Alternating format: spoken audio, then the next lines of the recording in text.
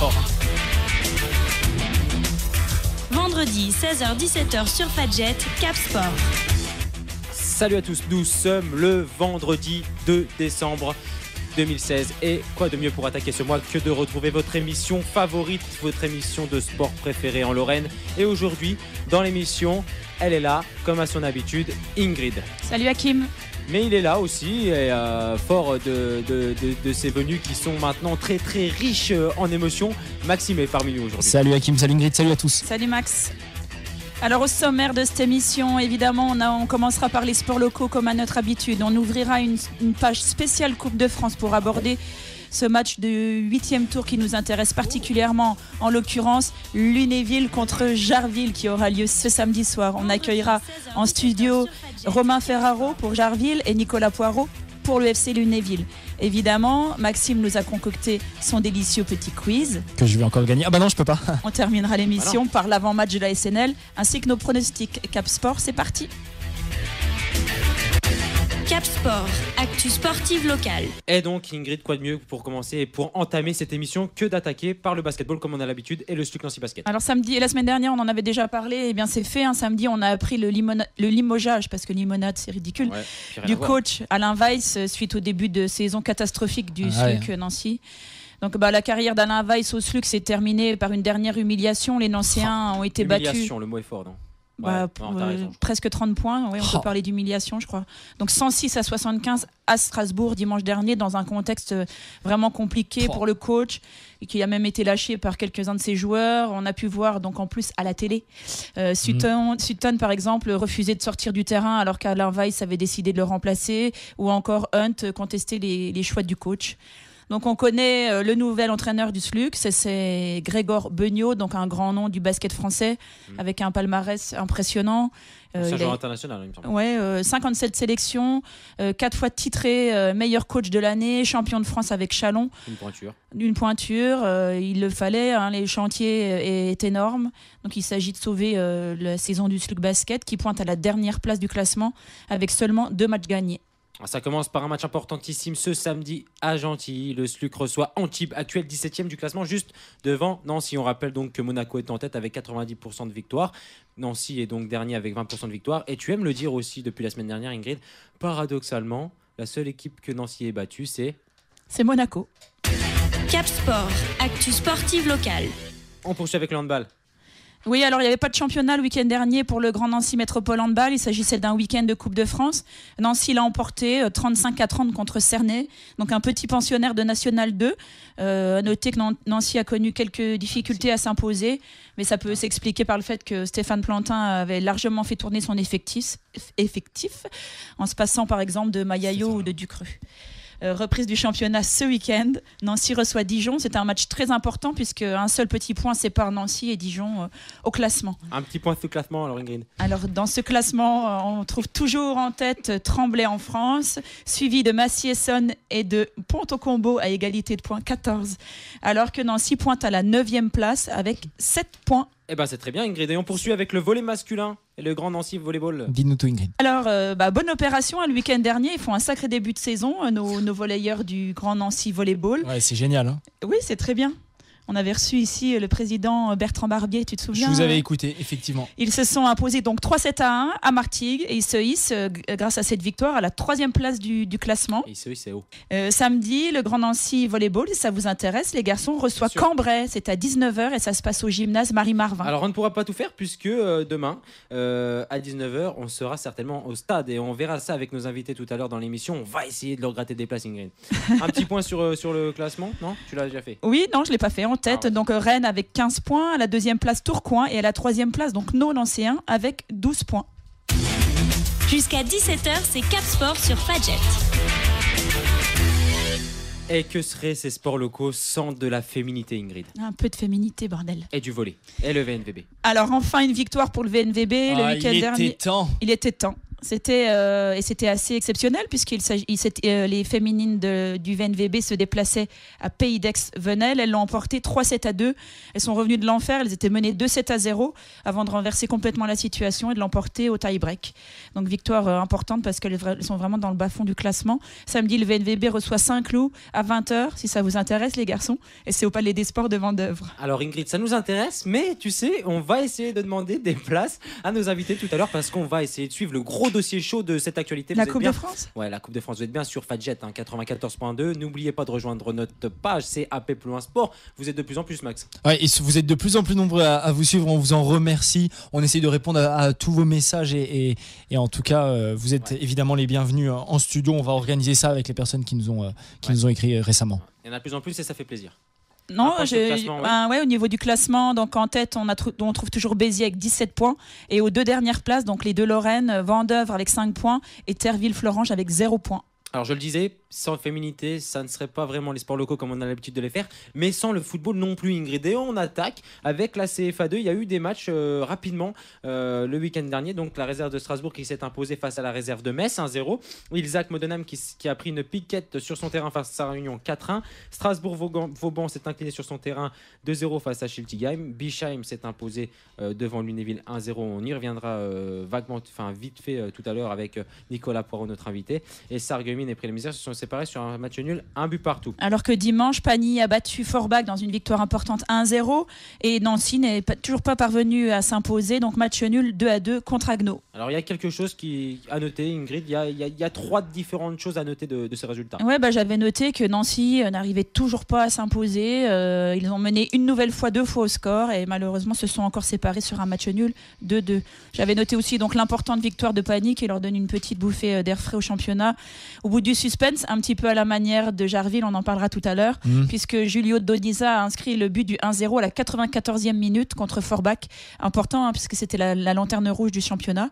Et puis j'avais noté aussi, on en parlera aussi avec notre invité, évidemment, la nouvelle défaite de Lunéville 1-0 à Bischheim, malheureusement après leur sursaut d'orgueil de la semaine dernière où ils avaient battu Nancy. Alors le classement il est simple, on va pas tout faire, mais Schiltigheim est toujours en tête avec 25 points, suivi par Pré-les-Mézières 20 points. Le fossé s'est creusé sur ces résultats et on retrouve les équipes qu'on suit particulièrement: Pagny-sur-Moselle, Nancy, la réserve et Lunéville qui se tiennent donc à la 8e place, 9e place et 10e place de ce championnat. La division d'honneur, Ingrid, avec les matchs qui avaient lieu aussi le week-end dernier. Alors, Saint-Avold et Épinal se sont séparés sur un score de 1 partout. Champignol a battu Saint-Dié 1-0. Jarville a battu Neufmaison 2-1. Bar-le-Duc et Amnéville 0-0. Trémery s'est imposé encore à Sarreguemines 3-1, alors que le match entre l'APM Metz et Thionville a été reporté. Donc à noter 2-3 petites choses. Dans le bas de tableau, la deuxième victoire de Champignol et de Jarville. Et puis Trémery, incroyable Trémerois. Kim, qui gagne encore, qui marque encore 3 buts et qui porte son total de buts marqués à 26. Alors Ingrid, sur le classement, ça va être rapide. Jarville, avec qui on reviendra tout à l'heure, notamment grâce à Romain Ferraro qui sera avec nous en studio, face à Nicolas Poirot pour ce 8e tour de Coupe de France. Jarville pointe donc à l'avant-dernière place avec 10 points et un match en moins. Et bon dernier, donc Champignol avec 7 points. Ouais, qui compte toujours 23 points de retard sur nos fameux Trémerois, 30 points déjà. Cap Sport, actu sportive locale. Alors Ingrid le disait joliment dans le sommaire au début de cette émission, on attaque notre dossier concernant le 8e tour de la Coupe de France de foot avec un match qui aura lieu demain à 18h au stade Fénal. Lunéville qui accueillera donc Jarville pour un derby à ce stade de la compétition qui s'annonce plus excitant que jamais. Romain Ferraro, capitaine de Jarville, et Nicolas Poirot, cadre du FC Lunéville, nous font le plaisir de venir représenter leur club et présenter ce choc. Salut Romain d'abord. Bonjour. Salut Nico. Bonjour. Alors, juste avant d'entrer dans le vif du sujet, celui pour lequel vous êtes aujourd'hui ici présent, on va commencer par toi, Romain. Honneur à l'équipe qui se déplace, tu comprendras, Nico. L'équipe aussi qui évolue à l'échelon inférieur. Est-ce que tu peux te présenter, nous raconter vaguement ton parcours en jeune, en senior, ton palmarès? Alors, qui est Romain Ferraro? Romain Ferraro, bientôt 34 ans, et je suis à Jarville depuis 1992. Donc voilà, un fidèle depuis presque 25 ans. J'ai toujours évolué sous les couleurs rouges et j'ai jamais éprouvé le besoin de partir. Et donc, Après, j'ai commencé en senior à l'âge de 17 ans, il me semble. Et puis depuis, donc ça va faire 16 ans que j'y suis. Donc tu avais commencé avec Jarville, il me semble, quand ils étaient en PH, je crois, à l'époque. J'ai commencé en PH, oui. Ouais. Donc tu as parcouru tous ces J'alternais échelons entre le 17 ans et la PH, parce qu'on faisait du 17 ans nationaux à l'époque. Et puis il faisait appel à moi de temps en temps pour nous lancer dans le bain, parce qu'à l'époque, il avait remis une équipe en senior. Il avait enlevé tous les joueurs de l'année d'avant, des anciens, pour repartir avec des jeunes de 17-18 ans. Et voilà, la génération 81-82. Et il a intégré les 83 par la suite.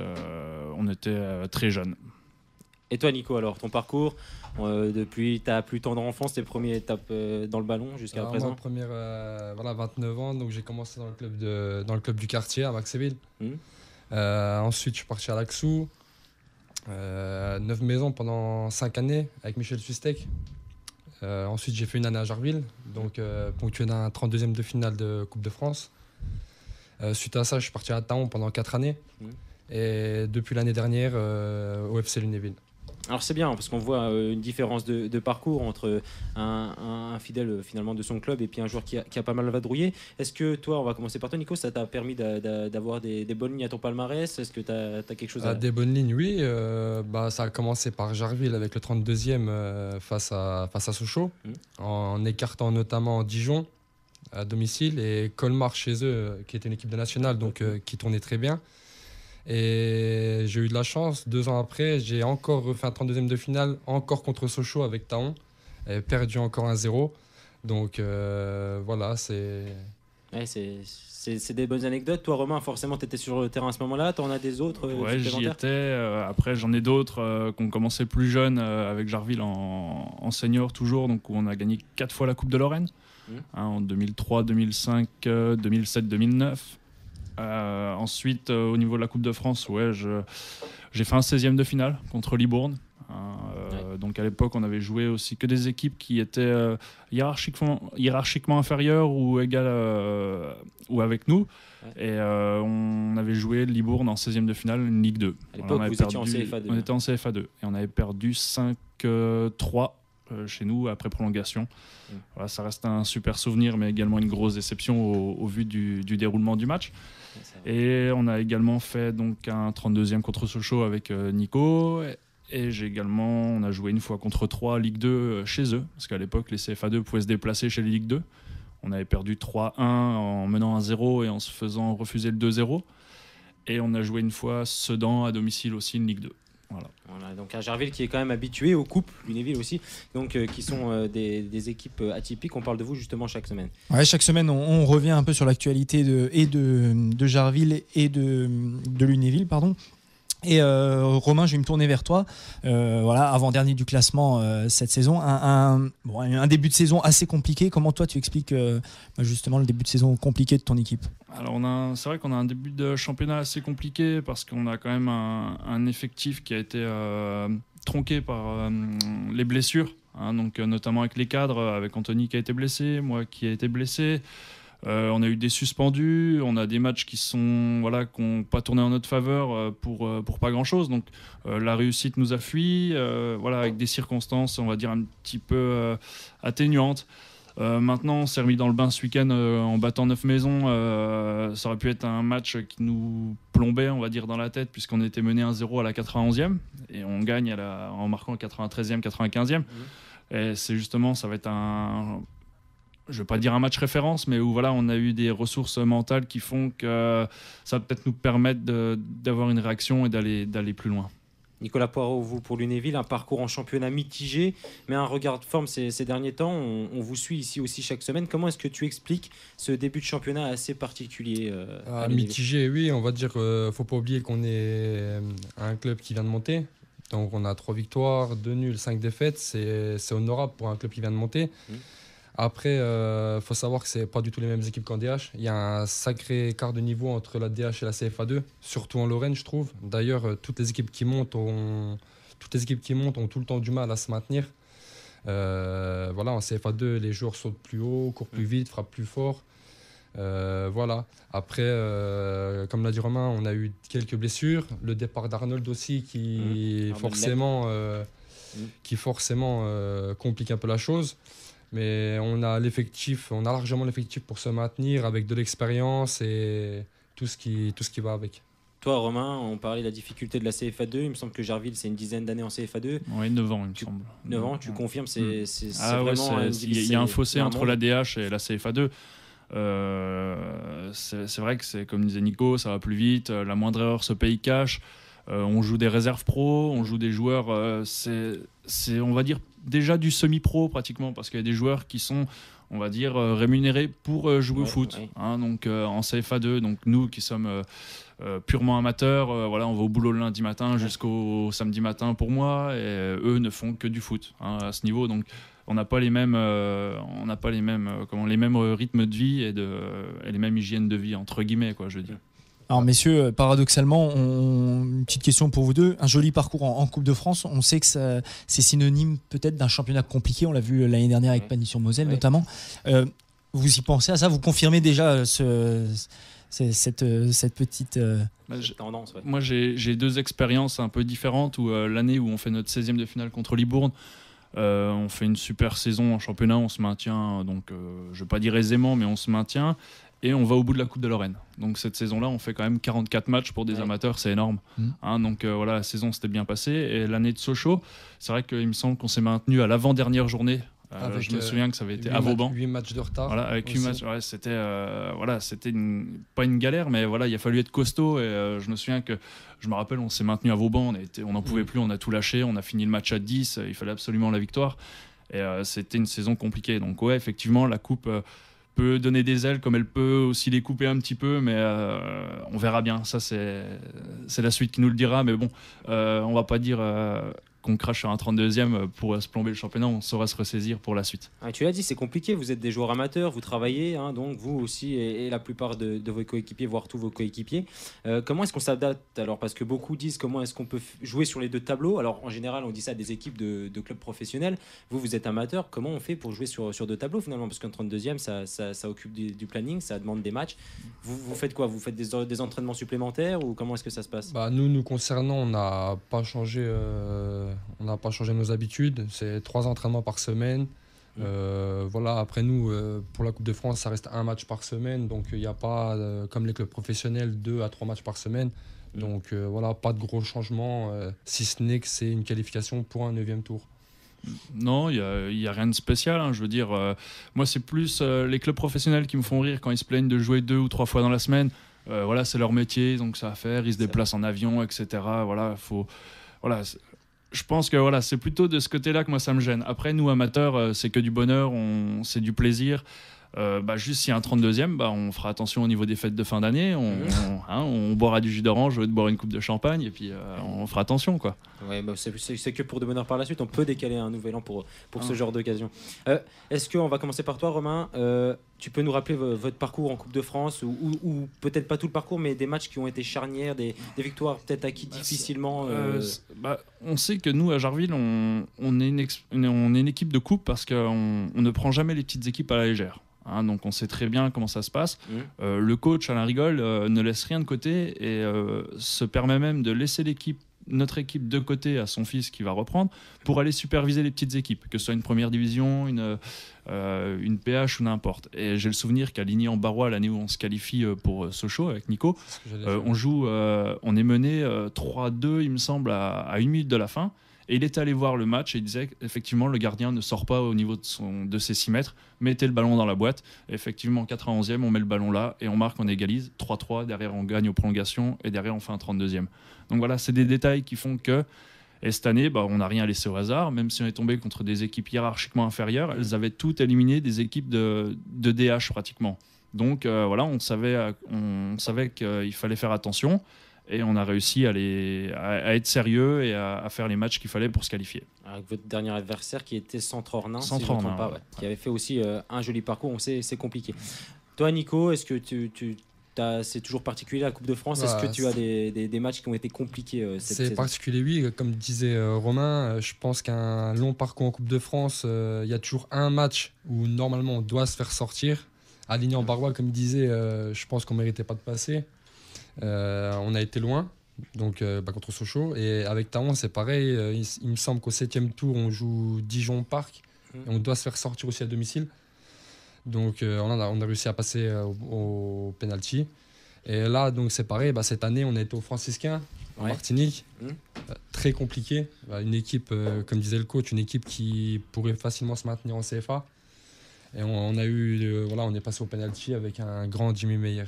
Alors on a pu vous suivre justement, on a eu Anthony Goncalves par téléphone lorsque vous étiez là-bas. Énormément de supporters, un contexte aussi particulier, vraiment un match de Coupe de France. Un vrai match de Coupe de France. Quand on a atterri, déjà on a senti, quand il voit des Blancs arriver, très très chauvin. Avant le match, on se faisait pas insulter, mais on se faisait chambrer. De l'hôtel jusqu'au stade. Quand on arrive au stade, c'était... Vous avez directement été mis dans le bain, quoi. Vous avez été après, ce qui est surprenant, c'est que quand on a été au stade, dans le bus, il n'y avait pas un bruit, donc chacun était concentré sur son... On entendait les mouches voler, et chacun savait ce qu'il avait à faire, et je pense que c'est ce qui nous a permis de nous qualifier. Alors Romain, je sais qu'en division d'honneur, c'est plus possible. Je crois que c'est qu'à partir de la CFA2, vous pouvez faire cette demande. 9 ans de CFA2, beaucoup de parcours. Tu me dis si je me trompe, mais vous avez peut-être pas souvent fait de demande, vous, pour vous... Après, ça part sur la base de volontariat. Il me semble que le club l'a jamais fait. Je sais pas si avant, la CFA2, c'était beaucoup la CFA, il me semble. Et on va dire, entre guillemets, ça peut être l'un des seuls regrets, c'est de ne pas avoir vécu cette chose avec le club, partir une semaine, on va pas dire en vacances, parce qu'on sait pourquoi on y va, mais voilà, de vivre une semaine avec le groupe, tous ensemble, parce que c'est des moments qui soudent un groupe, je pense, et qui, ne serait-ce quand on passe 2 jours ensemble, on sent déjà des choses se passer, mais alors là, une semaine, c'est des moments extraordinaires, et en plus, si on vient avec une qualification, c'est magnifique, quoi. Alors messieurs, rentrons dans le vif du sujet, parce qu'il y a quand même un match qui se prépare et que vous préparez depuis une semaine maintenant, voire plusieurs semaines. Je vais me tourner vers toi, Romain. Comment on prépare finalement un 8e tour de Coupe de France, même si tu es habitué à faire un 8e tour, c'est un derby en plus. Est-ce que raconte-nous un peu le planning de cette semaine ? Le planning ne change pas, les entraînements ne changent pas, on part sur les mêmes bases. La difficulté, c'est juste le match de championnat qui a précédé, les deux matchs de championnat qui ont précédé, puisque les joueurs inconsciemment font attention à ne pas se blesser, font attention à ne pas prendre de carton pour être suspendu. Et c'est toujours quand on doit gérer que ça arrive. Une blessure arrive, machin. Et donc, on l'a vu la semaine dernière, ce week-end, je veux dire, contre Neuf-Maisons, où si les joueurs avaient géré, on ne serait jamais revenu au score ni gagné. Et donc, on a montré qu'il fallait... donc, on n'a rien changé. On prend match par match. Là, on a eu toute la semaine pour préparer le match. Donc, il n'y a pas eu de changement en particulier. Après, il y a un petit peu de consignes sur certaines individualités d'en face, sur des coups de pied arrêtés, sur des choses comme ça, parce que chaque équipe est différente. Mais il n'y a rien de spécial. C'est pas pour autant qu'on a fait un 4e entraînement, qu'on a une mise au vert ou quoi que ce soit. Je veux dire, il n'y a rien qui change. Et toi, Nicolas, du côté de Lunéville ? Non, toujours les mêmes habitudes. Après, ce qui est bien, c'est que c'est Jarville en face. Donc, il n'y a pas besoin de prendre énormément de renseignements. L'équipe a quand même été supervisée 2 fois, il me semble. Mais chacun se connaît, on connaît très bien l'adversaire. Ils nous connaissent très bien aussi. Donc, ça va faire un bon match. Romain, une victoire le week-end dernier, on vient de le dire, qui vous a fait du bien mentalement. Est-ce qu'il y a des leçons à tirer de cette victoire, pas forcément que sur le terrain, mais comment tu sens le groupe alors pour ce match de demain ? J'ai senti que cette victoire, à la fin, elle a été arrachée avec les tripes. Et on a senti que le groupe, pareil, se soudait encore plus, qu'on était capable de faire des choses. On fait rarement dans le football de marquer 2 buts en 3 minutes à la fin. Et donc j'ai senti, parce qu'on a beaucoup de jeunes avec nous, je les ai sentis dans une euphorie, c'était spécial dans le vestiaire à la fin. Donc en plus c'était un derby, Neuf-Maisons, c'est toujours des derbys. Donc là le week-end prochain on va avoir un derby contre Lunéville. Donc on était dans le vif du sujet. Et comme c'est beaucoup de jeunes, un avant-goût, un avant-goût de ce qui allait se passer. Et si ça se passe avec le même résultat, moi ça me va. Même la manière, ça m'irait. Mais après, donc l'euphorie ce week-end. Mais dès mardi, le coach a remis les joueurs. On est redescendu tous. Et on est en garde et on part pas la fleur au fusil. Et Nicolas, toi de ton côté à Lunéville, une belle victoire face à la réserve de l'AS Nancy-Lorraine, puis une défaite à Bischheim.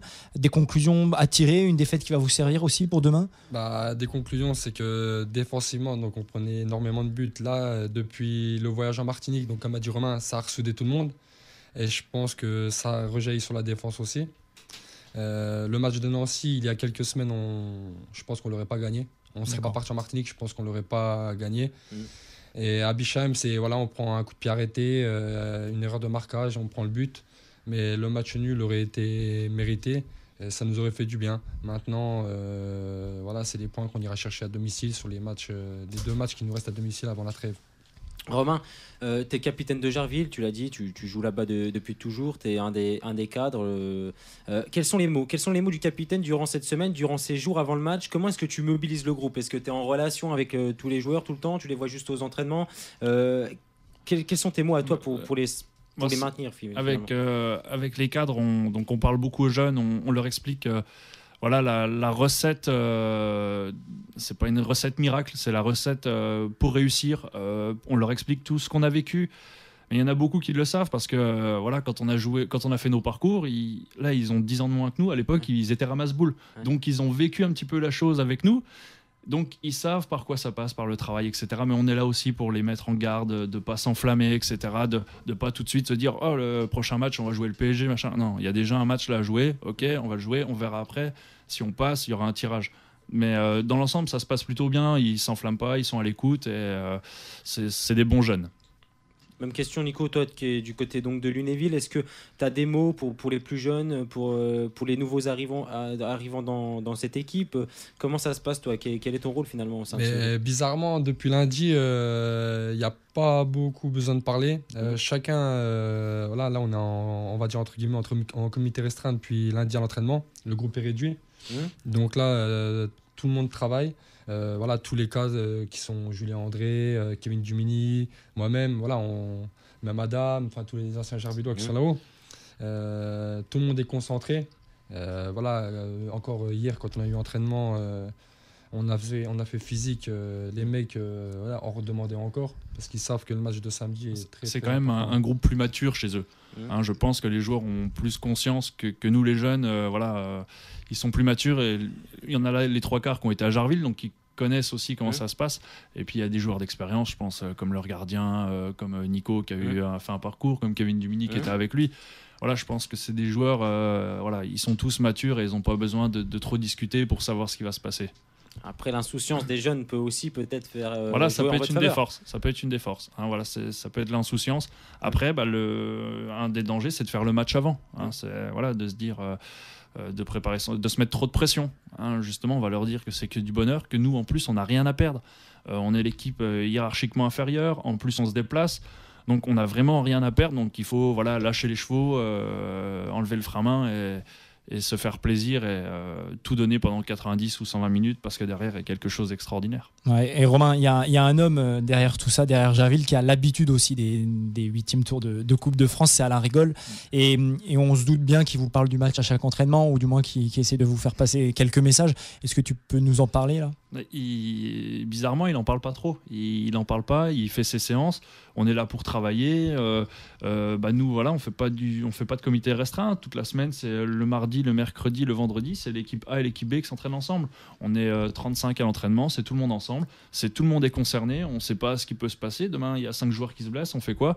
On prend des joueurs de la B ou n'importe. Donc, tout le monde est concerné. Il ne parle pas spécialement du match. On aura le samedi pour en parler et mettre au point ce qu'il faut dans la collation d'avant-match parce que évidemment là on va manger ensemble un petit peu avant, donc on aura du temps pour parler du match, mais je pense que on y sera dedans samedi. Alors il y a une différente manière de procéder. Vous, Nico, qui êtes déjà à part, qui a déjà un groupe prédéfini déjà au début de la semaine, et puis donc Romain donc du côté de Jarville, Alain qui donc préfère mobiliser tout le monde et un groupe plus large.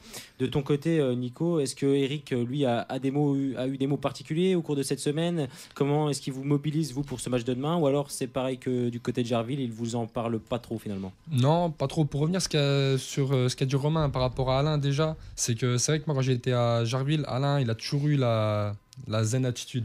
Même quand ça allait très mal, quand on était dernier, il a toujours, on arrive à l'entraînement, tout le monde avait le sourire.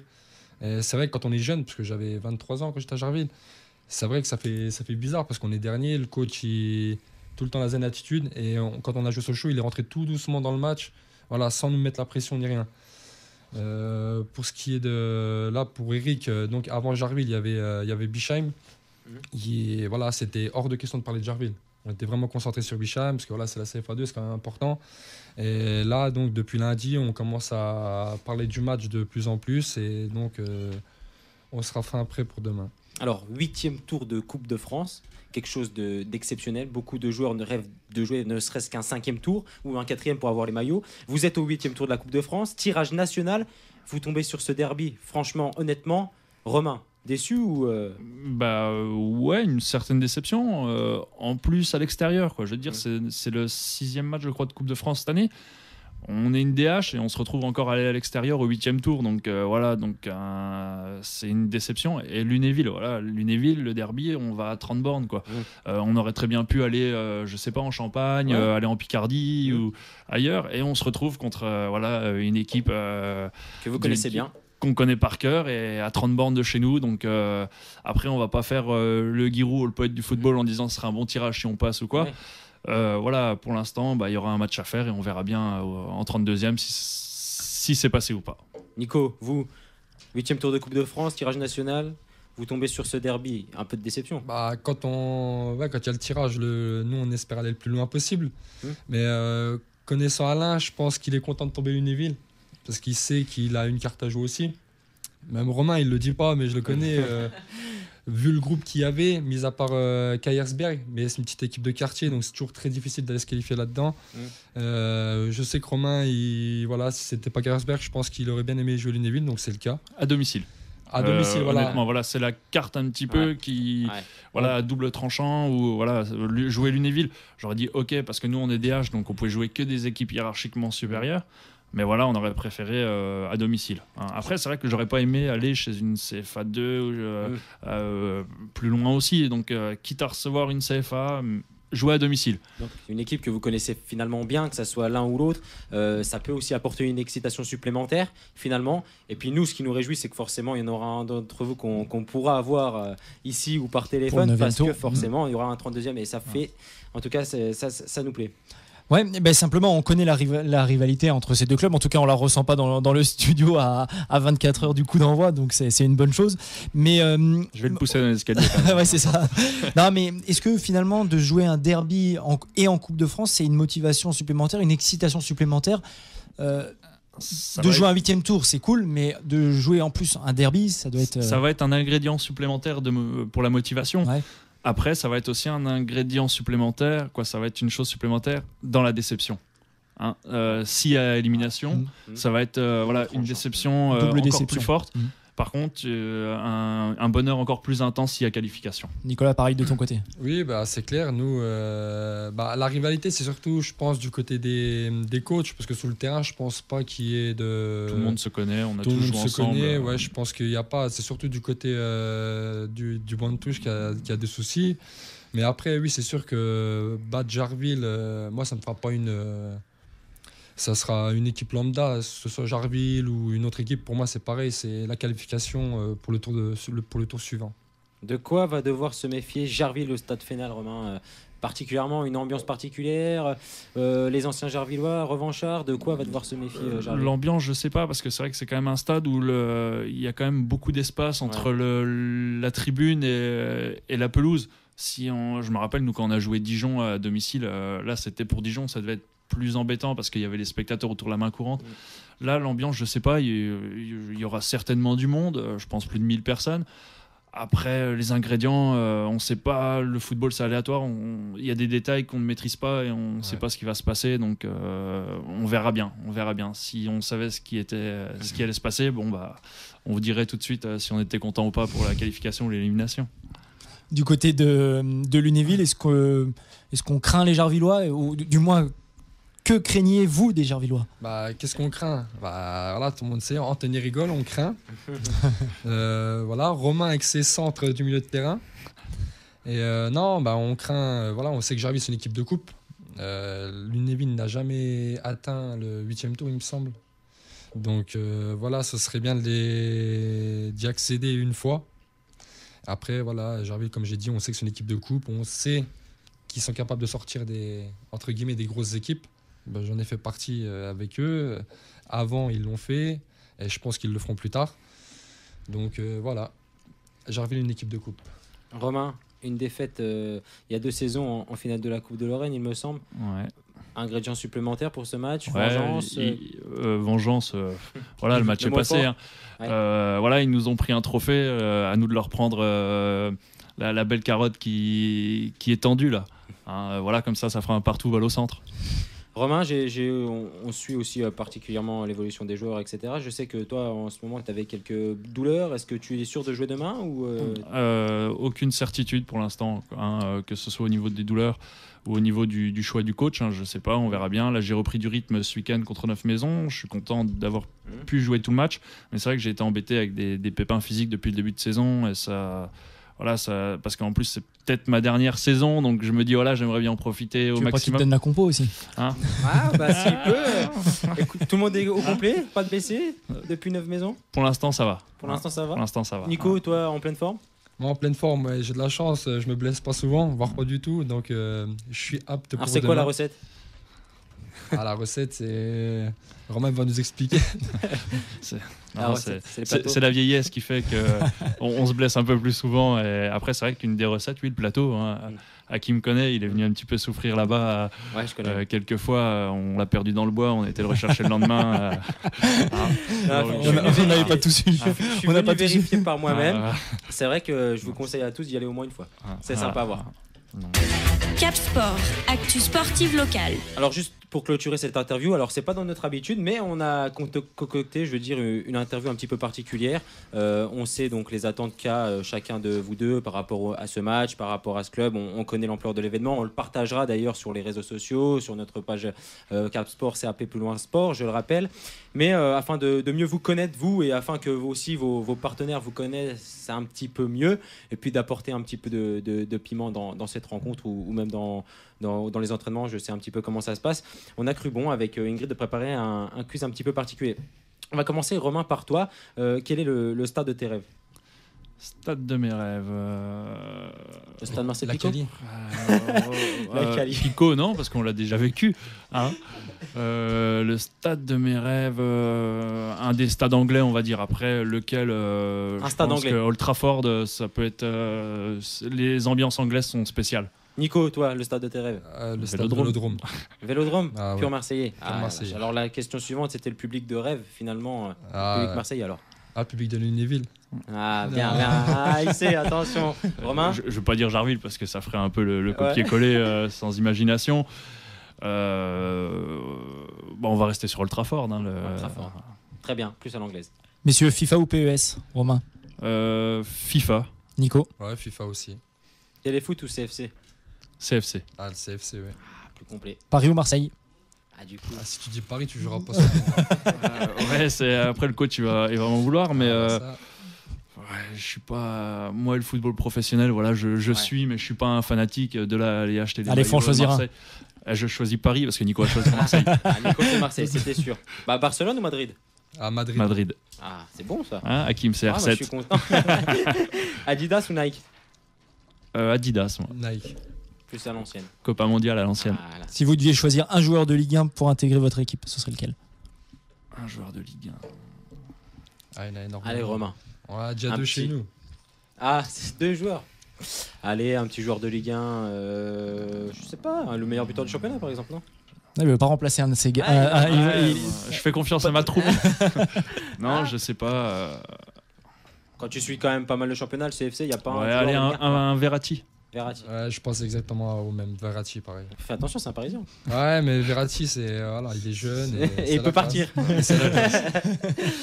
Un autre. Non, si vous étiez un joueur international français de ces dernières années, Romain, quel joueur t'a fait rêver sur ces dernières années, sur les parcours en équipe de France, si tu devais en choisir un parmi tous ceux-là? Moi, j'aime bien Griezmann.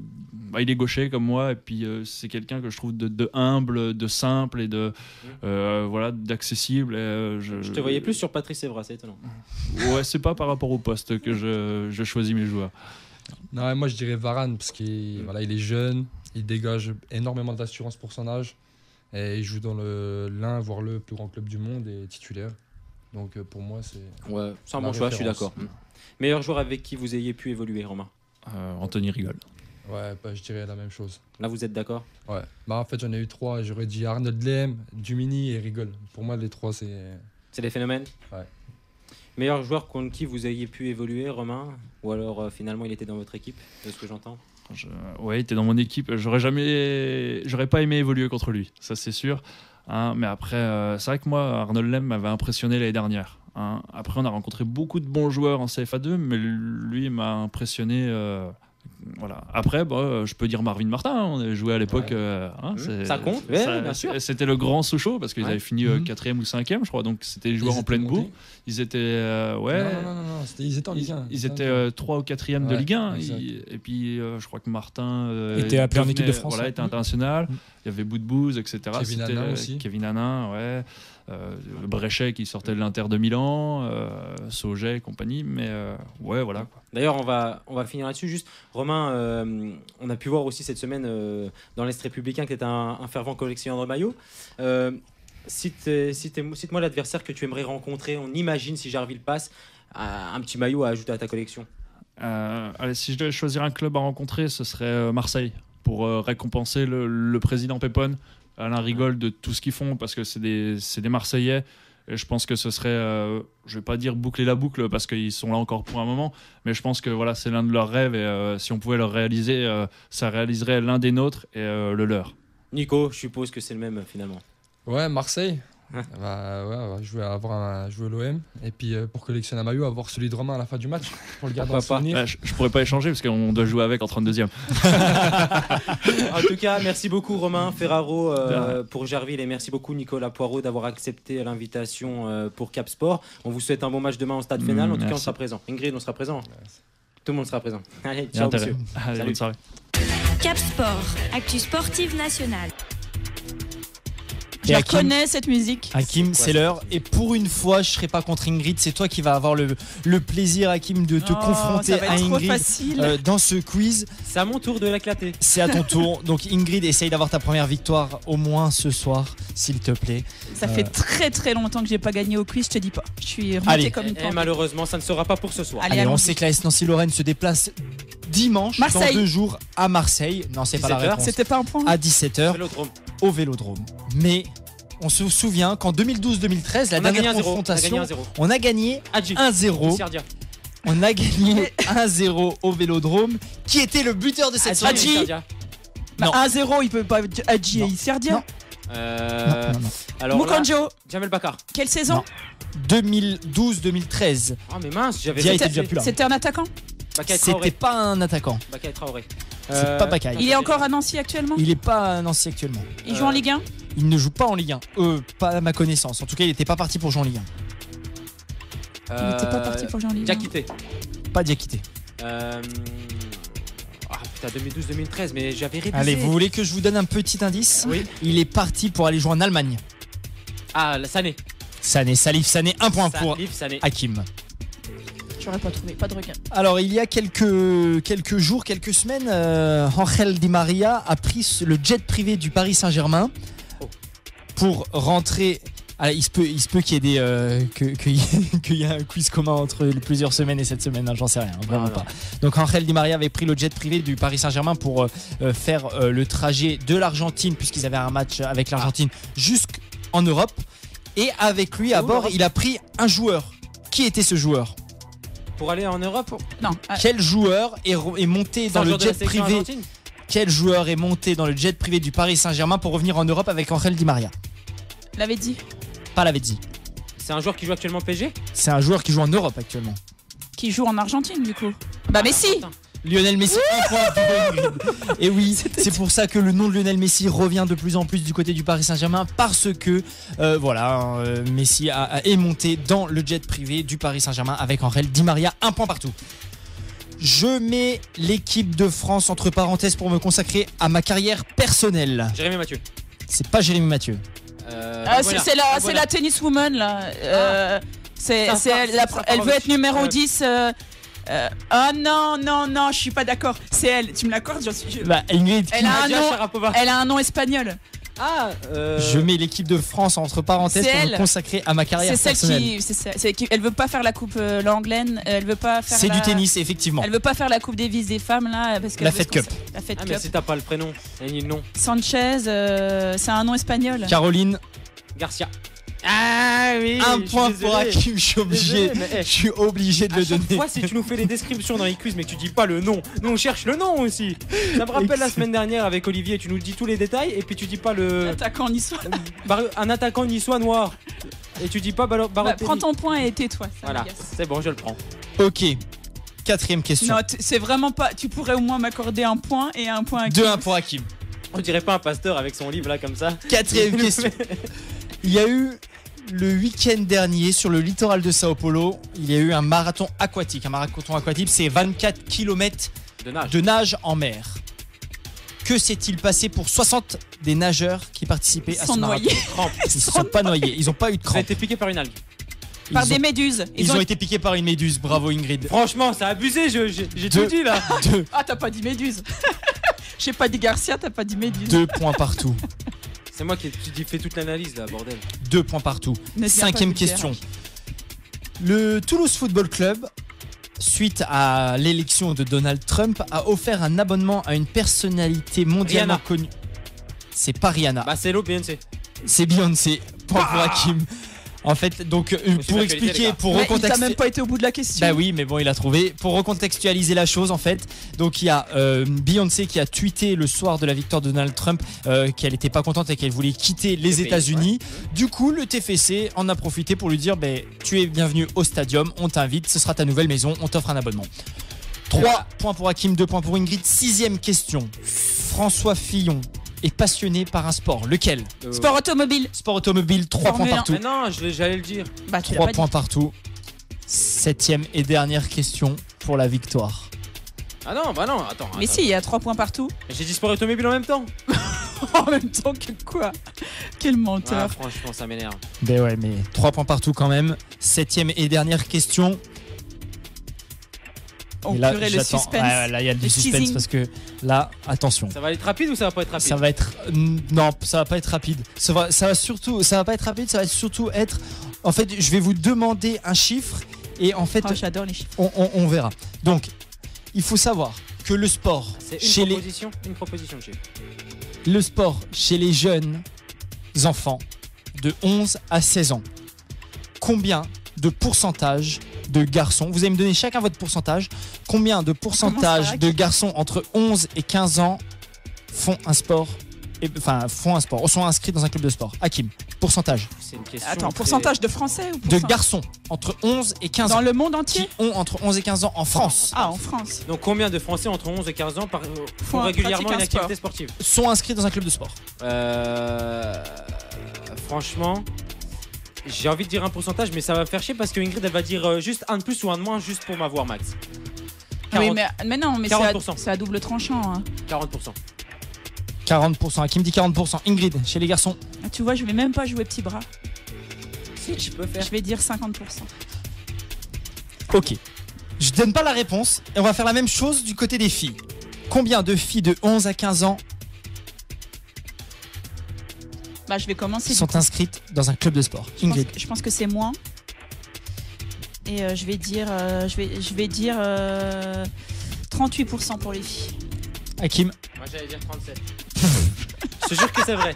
J'allais dire 37% pour les filles, 40% pour les hommes. Je te jure que c'est vrai. Je te Alors, crois encore moins. Pour quand les tu- garçons, c'est Hakim qui avait la bonne réponse. Seulement 14% des Mais garçons non, c'est pas sont inscrits dans un club de Non. sport entre 11 et 15 ans. Et là, une stat où vous allez Pas beaucoup. Mais halluciner. c'est peut-être parce qu'on baigne dans un. Où vous allez contexte. halluciner parce qu'on baigne dans ce monde, nous. Et c'est pour ça que ça nous paraît Même très Ingrid peu. elle baigne dans ce monde. Les filles, c'est 6% seulement. Donc c'est encore moi le plus c'est proche. encore 37. Hakim. Bah la Mais différence si. c'est 37. Ah oui, c'est encore Hakim. Point pour Hakim, victoire pour Hakim de ce quiz hebdomadaire.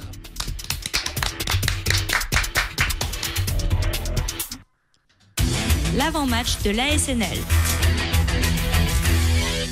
Et on aurait pu se quitter sans bien évidemment vous livrer nos impressions de l'avant-match de l'AS Nancy-Lorraine après ce fameux derby.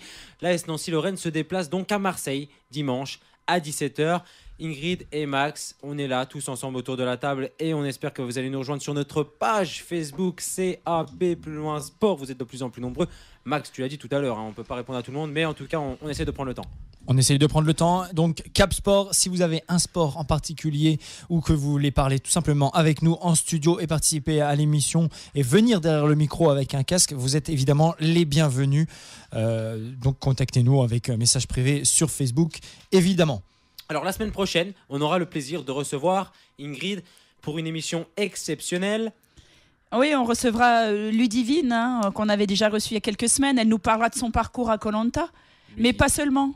Oui, parce qu'elle est victime d'une épopée formidable dans son sport qui est le football, puisqu'en 32e de finale, s'il vous plaît, de la Coupe de France, les féminines donc de Custine Mallelois auront le plaisir de recevoir VGA Saint-Maur, une équipe de Ligue 2, une équipe qui était en Ligue 1 l'année dernière et qui rejoue actuellement 3e de Ligue 2. Et qui rejoue la montée cette année à l'échelon maximum pour les féminines. Donc ça sera à Custine. Ingrid, tu peux nous en dire un mot? Quelle heure, quand, où? Non, tu sais pas? Si. Donc ça sera dimanche 11 décembre. Ça se passera à 14h. Ça se passera au stade Clévent à Custine. Donc Ludivine viendra nous raconter ça la semaine prochaine. Donc on évoquera avec elle son parcours à Koh Lanta, oui, évidemment. Mais elle viendra, il me semble, avec une de ses coéquipières. Et on pourra surtout parler de ce Tour de Coupe de France. Elle nous racontera son parcours de Koh Lanta. Ça veut dire peut-être qu'elle sort vendredi? Peut-être. Avant la finale, aux portes de la finale? Ou peut-être pas. Pas. Justement, ça sera l'occasion de le découvrir à ce moment-là. Alors, juste avant ça, en tout cas, on doit finir cette émission puisque avant de laisser l'antenne à 17h à nos chers collaborateurs qui prennent le relais, on va faire cet avant-match de la Nancy-Lorraine, Ingrid, et tu as briefé quelques infos essentielles pour les parieurs fous qui sont par exemple autour de la table. Juste un, Max, qui est là, qui mise toujours pour la Nancy-Lorraine. Toujours. Alors, Nancy se déplace à Marseille, au stade Vélodrome. Donc, stade Vélodrome, donc il faut... Jusque-là, je t'apprends rien. Non. Est-ce que je t'apprends quelque chose si je te dis que Marseille fait fort à domicile, il compte actuellement... Non. Et qu'il pointe à la 5e place si on ne considère que le classement à domicile, parce qu'ils ont pris l'essentiel de leurs points, plus de 90% de leurs points à domicile au stade Vélodrome. Il faudra se méfier évidemment de Gomis. Ouais, combien de buts? Gomis, il doit être à... Mais non, Gomis, il est à 6 buts. 6. Purée, tu marques encore un point. 6 buts et 2 passes décisives. Et puis de Florian Thauvin, les 2 meilleurs buteurs de Marseille, 3 buts. Oui. Alors, Lassana Diarra a été forfait mercredi soir face à Saint-Etienne, une blessure aux adducteurs. Je sais pas, c'est pas bien si je dis espérons qu'ils soient encore... Non, en tout cas, forfait pour le match de dimanche, c'est pas bien, forcément un point positif pour l'Olympique de Marseille. Maintenant, forcément, nous, si on peut s'en passer, c'est très bien. Mais en tout cas, sur ces dernières prestations, Marseille essaye de retrouver quelque chose, de retrouver du jeu, notamment avec l'arrivée de Rudy Garcia. Mais c'est pas évident. Hein. Il le dit dans ses interviews, c'est compliqué. Mais voilà, il désespère pas. Il y a beaucoup d'arrivées, il y a beaucoup de changements au sein de la commanderie aussi. Il y a des gens qui viennent d'être nommés un petit peu dans tous les sens. Il faut aussi que le temps que la mayonnaise prenne. Et espérons que la mayonnaise n'aura pas pris, en tout cas d'ici ce fameux match de ce week-end. Ouais, espérons que les Marseillais réitèrent le même match que contre Monaco. Ils ont été fantomatiques, catastrophiques. Monaco, pour moi, c'est la meilleure équipe du championnat. C'est une équipe qui joue beaucoup au ballon et qui met énormément de buts. Je pense que tout le monde prend des piquettes là-bas. Hein, oui, bien sûr. Sauf Dijon mardi soir. Mardi soir qui a réussi à créer l'exploit de faire un match nul. Alors justement, il y aura des matchs ce soir et Dijon qui se déplace à Caen. Demain, Montpellier reçoit le Paris Saint-Germain à 17h. Angers reçoit Lorient. Guingamp reçoit Nantes. Monaco reçoit Bastia. Le FC Metz reçoit Lyon. Bordeaux reçoit Lille et dimanche. Rennes-Saint-Etienne à 15h. Marseille-Nancy à 17h. Et le gros match du soir, Nice-Toulouse à 20h45. Une grosse réception aussi pour nos chers pires ennemis messins qui reçoivent l'Olympique Lyonnais. Ingrid, il y avait quelques infos aussi à noter du côté de la Forêt de Haye. T'as eu quelques échos? Non? Non, rien de particulier à noter. À voir comment les Nancéens auront digéré ce derby de mercredi soir face au FC Metz. Autrement, pas grand-chose de plus à ajouter. Est-ce que vous savez, messieurs, depuis 1932, combien de confrontations y a-t-il? Messieurs, dames, pardon, aux confrontations. 25 confrontations entre l'Olympique de Marseille et l'AS Nancy-Lorraine. Pour combien de victoires de l'AS Nancy-Lorraine? Rappelle-moi le nombre de confrontations. 25 confrontations. Combien de victoires de l'AS Nancy-Lorraine? Allez, mini quiz entre toi et Max. 10. Combien? 10. 10, combien Max? 16. Il a même pas écouté Non. la question, c'est un 6 scandale. victoires pour l'AS Nancy-Lorraine face à l'Olympique de Marseille à Marseille. Et combien de buts marqués pour Marseille face à l'AS Nancy-Lorraine au Stade Vélodrome Depuis. En 25 Confrontation. rencontres 33 42 34, je dirais. 42, moi je Non, dirais. 34, c'est les buts de l'AS Nancy-Lorraine marqués au Vélodrome. Mais en tout cas, on en a pris 55, messieurs, dames. 55, je suis Ah le plus proche. Eh oui. Mais non, t'as dit 33, j'ai dit 34. Cap Sport, les pronostics. Alors, messieurs, dames, on ne pouvait pas se quitter sans les pronostics. Non, C'est on ce que pouvait les pas. gens attendent le plus de cette émission. Oh. Alors, Nancy se déplace à Marseille à 17h dimanche. On va commencer par la dame de cette émission. Max, dis-moi. Pronostic. Alors moi je vois un match fermé au Vélodrome et un 0-0 du côté de Marseille. 0-0 0-0. C'est dommage que tu n'étais pas là la dernière fois. Tu aurais eu le bon pronostic pour Montpellier-Marseille. Montpellier-Nancy, je sais que tu aurais misé 0-0. Ingrid, Tu veux que je te surprenne? surprends-moi, j'attends que ça que tu me surprennes. Je vais dire 0-0 moi aussi. 0-0 à Marseille. T'es surpris, hein? Ouais, oui, je suis très surpris. Bah j'allais dire 0-0 puis je veux pas changer parce Donc que 0-0 pour Ingrid, 0-0 pour Max. Je peux être le seul à prendre des points. Oui. À vous ouais. distancer. c'est vrai. Eh ben, pour moi, ça sera une victoire. Enfin tu De peux la prendre 4 Nancy-Lorraine. points, tu nous distanceras pas Un pour, gros 1-0 pour Nancy. avec un but de Sakai contre son camp. Et en tout cas, on vous remercie bien évidemment d'avoir suivi cette émission. On se retrouve la semaine prochaine, on l'a dit, avec Ludivine de Koh-Lanta. Vous pouvez en parler autour de vous. Elle viendra bien évidemment nous parler aussi de son parcours en Coupe de France avec son club, le ES Custine Mallelois, qui est actuellement entre deuxième de finale et qui reçoit une D2. On n'oublie pas de remercier nos invités, messieurs, dames. Romain Ferraro, capitaine de Jarville Jeune Football, et Nicolas Poirot, capitaine du FC Lunéville. C'est demain à 18h. Au stade Stade Fénal. Fénal. Alors, c'est des équipes qu'on suit particulièrement, mais là, c'est un 8e de finale de Coupe de France. On leur remercie d'avoir été disponible. Une interview à retrouver sur YouTube, CAP, plus loin, sport ou émission de ce 2 décembre 2016. Quoi de plus à ajouter, messieurs, dames? Merci beaucoup. C'est parfait. À la semaine prochaine. Ciao, ciao. Salut.